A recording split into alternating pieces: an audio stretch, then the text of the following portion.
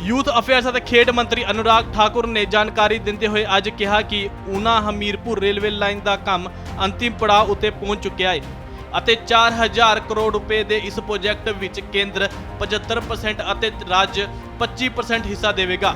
ਅਨੁਰਾਗ ਠਾਕੁਰ ਨੇ ਕਿਹਾ ਕਿ ਮੈਂ ਹਿਮਾਚਲ ਵਿੱਚ ਬਿਹਤਰ ਰੇਲਵੇ ਸੰਪਰਕ ਲਈ ਹਮੇਸ਼ਾ ਯਤਨਸ਼ੀਲ ਹਾਂ।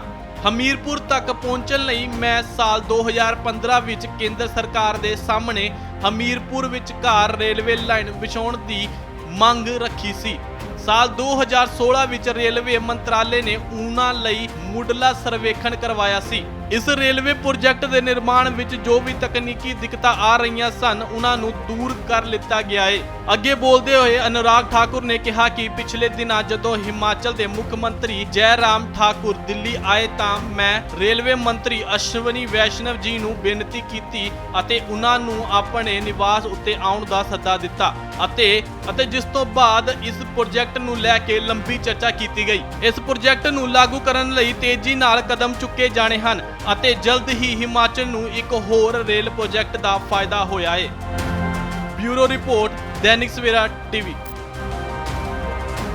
ਯੂਥ ਅਫੇਅਰਸ ਅਤੇ ਖੇਡ ਮੰਤਰੀ ਅਨੁਰਾਗ ਸਿੰਘ ਨੇ ਅੱਜ ਜਾਣਕਾਰੀ ਦਿੰਦੇ ਹੋਏ ਕਿਹਾ ਕਿ ਊਨਾ ਹਮੀਰਪੁਰ ਰੇਲਵੇ ਲਾਈਨ ਦਾ ਕੰਮ ਅੰਤਿਮ ਪੜਾਅ ਉੱਤੇ ਪਹੁੰਚ ਚੁੱਕਿਆ ਹੈ ਅਤੇ 4000 ਕਰੋੜ ਰੁਪਏ ਦੇ ਇਸ ਪ੍ਰੋਜੈਕਟ ਵਿੱਚ ਕੇਂਦਰ 75% ਅਤੇ ਰਾਜ 25% ਹਿੱਸਾ ਦੇਵੇਗਾ। ਅਨੁਰਾਗ ਠਾਕੁਰ ਨੇ ਕਿਹਾ ਕਿ ਮੈਂ ਹਿਮਾਚਲ ਵਿੱਚ ਬਿਹਤਰ ਰੇਲਵੇ ਸੰਪਰਕ ਲਈ ਹਮੇਸ਼ਾ ਯਤਨਸ਼ੀਲ ਹਾਂ। ਹਮੀਰਪੁਰ ਤੱਕ ਪਹੁੰਚਣ ਲਈ ਮੈਂ ਸਾਲ 2015 ਵਿੱਚ ਕੇਂਦਰ ਸਰਕਾਰ ਦੇ ਸਾਹਮਣੇ ਹਮੀਰਪੁਰ ਵਿਚਕਾਰ ਰੇਲਵੇ ਲਾਈਨ ਵਿਛਾਉਣ ਦੀ ਮੰਗ ਰੱਖੀ ਸੀ। ਸਾਲ 2016 ਵਿੱਚ ਰੇਲਵੇ ਮੰਤਰਾਲੇ ਨੇ ਊਨਾ ਲਈ ਮੁੱਢਲਾ ਸਰਵੇਖਣ ਕਰਵਾਇਆ ਸੀ। ਇਸ ਰੇਲਵੇ ਪ੍ਰੋਜੈਕਟ ਦੇ ਨਿਰਮਾਣ ਵਿੱਚ ਜੋ ਵੀ ਤਕਨੀਕੀ ਦਿੱਕਤਾਂ ਆ ਰਹੀਆਂ ਸਨ ਉਹਨਾਂ ਨੂੰ ਦੂਰ ਕਰ ਲਿੱਤਾ ਗਿਆ ਹੈ। ਅੱਗੇ ਬੋਲਦੇ ਹੋਏ ਅਨੁਰਾਗ ਠਾਕੁਰ ਨੇ ਕਿਹਾ ਕਿ ਪਿਛਲੇ ਦਿਨਾਂ ਜਦੋਂ ਹਿਮਾਚਲ ਦੇ ਮੁੱਖ ਮੰਤਰੀ ਜੈਰਾਮ ਠਾਕੁਰ ਦਿੱਲੀ ਆਏ ਤਾਂ ਮੈਂ ਰੇਲਵੇ ਮੰਤਰੀ ਅਸ਼ਵਨੀ ਵੈਸ਼ਨਵ ਜੀ ਨੂੰ ਬੇਨਤੀ ਕੀਤੀ ਅਤੇ ਉਹਨਾਂ ਨੂੰ ਆਪਣੇ ਨਿਵਾਸ ਉੱਤੇ ਆਉਣ ਦਾ ਸੱਦਾ ਦਿੱਤਾ ਅਤੇ ਜਿਸ ਤੋਂ ਬਾਅਦ ਇਸ ਪ੍ਰੋਜੈਕਟ ਨੂੰ ਲੈ ਕੇ ਲੰਬੀ ਚਰਚਾ ਕੀਤੀ ਗਈ। ਇਸ ਪ੍ਰੋਜੈਕਟ ਨੂੰ ਲਾਗੂ ਕਰਨ ਲਈ ਤੇਜ਼ੀ ਨਾਲ ਕਦਮ ਚੁੱਕੇ ਜਾਣੇ ਹਨ ਅਤੇ ਜਲਦ ਹੀ ਹਿਮਾਚਲ ਨੂੰ ਇੱਕ ਹੋਰ ਰੇਲ ਪ੍ਰੋਜੈਕਟ ਦਾ ਫਾਇਦਾ ਹੋਇਆ ਹੈ।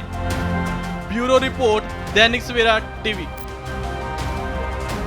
ਯੂਥ ਅਫੇਅਰਸ ਅਤੇ ਖੇਡ ਮੰਤਰੀ ਅਨੁਰਾਗ ਸਿੰਘ ਨੇ ਅੱਜ ਜਾਣਕਾਰੀ ਦਿੰਦੇ ਹੋਏ ਕਿਹਾ ਕਿ ਊਨਾ ਹਮੀਰਪੁਰ ਰੇਲਵੇ ਲਾਈਨ ਦਾ ਕੰਮ ਅੰਤਿਮ ਪੜਾਅ ਉੱਤੇ ਪਹੁੰਚ ਚੁੱਕਿਆ ਹੈ ਅਤੇ 4000 ਕਰੋੜ ਰੁਪਏ ਦੇ ਇਸ ਪ੍ਰੋਜੈਕਟ ਵਿੱਚ ਕੇਂਦਰ 75% ਅਤੇ ਰਾਜ 25% ਹਿੱਸਾ ਦੇਵੇਗਾ। ਅਨੁਰਾਗ ਠਾਕੁਰ ਨੇ ਕਿਹਾ ਕਿ ਮੈਂ ਹਿਮਾਚਲ ਵਿੱਚ ਬਿਹਤਰ ਰੇਲਵੇ ਸੰਪਰਕ ਲਈ ਹਮੇਸ਼ਾ ਯਤਨਸ਼ੀਲ ਹਾਂ। ਹਮੀਰਪੁਰ ਤੱਕ ਪਹੁੰਚਣ ਲਈ ਮੈਂ ਸਾਲ 2015 ਵਿੱਚ ਕੇਂਦਰ ਸਰਕਾਰ ਦੇ ਸਾਹਮਣੇ ਹਮੀਰਪੁਰ ਵਿਚਕਾਰ ਰੇਲਵੇ ਲਾਈਨ ਵਿਛਾਉਣ ਦੀ ਮੰਗ ਰੱਖੀ ਸੀ।